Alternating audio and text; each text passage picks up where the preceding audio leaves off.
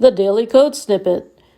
This past week we took another look at the image element and how it can now be used for resolution switching just like the picture element in HTML5.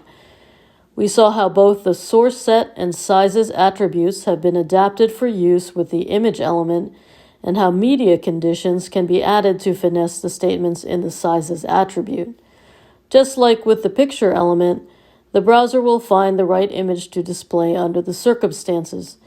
If it does not find a match, it will fall back to display the image included in the source attribute.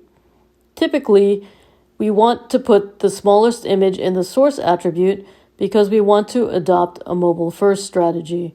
We must consider the design of our website on mobile screens first. Why? Because more and more people are interacting with your website on their phones. And as such, many technology companies are prioritizing mobile design. For example, Google has announced it will rank websites higher that load faster on mobile.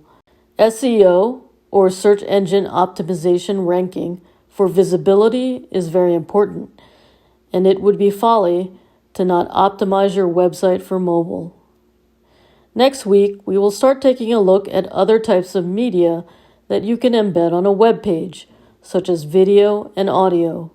Similar to our discussion about images, we will need to go over available formats for both. Presented by Designers Learn Code.